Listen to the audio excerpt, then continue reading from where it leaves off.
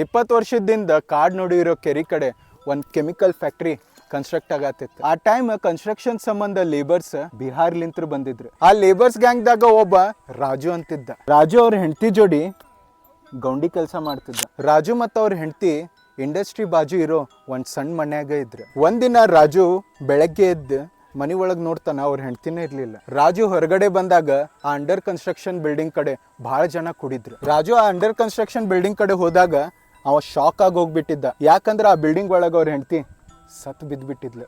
ಪೊಲೀಸರು ಇನ್ವೆಸ್ಟಿಗೇಷನ್ ಮಾಡಿದಾಗ ಗೊತ್ತಾತ ಆ ಹೆಣ್ಮಗಳಿದ್ದ ಮರ್ಡರ್ ಆಗಿತ್ತಂತ ಹೇಳಿ. ಪೊಲೀಸರು ಎಷ್ಟು ಹುಡುಕಿದ್ರು ರಾಜು ಆ ದಿನ ಅವ್ರ ಕೈಯಾಗ ಸಿಗ್ಲಿಲ್ಲ. ಅವು ಎಲ್ಲಿ ಹೋದ ಯಾರಿಗೂ ಗೊತ್ತಿಲ್ಲ. ಆ ಇನ್ಸಿಡೆಂಟ್ ಆದ್ಮೇಲಿಂತ್ರ ಆ ಬಿಲ್ಡಿಂಗ್ದಾಗ ವಿಚಿತ್ರ ಘಟನೆ ಆಗತ್ ಬಿಡ್ತಂತ. ಆ ಇನ್ಸಿಡೆಂಟ್ ಆದಮೇಲೆ ಆ ಇಂಡಸ್ಟ್ರಿ ಕನ್ಸ್ಟ್ರಕ್ಷನ್ ಸ್ಟಾಪ್ ಆತ. ಆ ಹೆಣ್ಮಗಳಿದ್ದ ಮರ್ಡರ್ ಆಗಕ್ಕೆ ಕಾರಣ ಏನು ನಿಮ್ಗೆ ಗೊತ್ತಾ?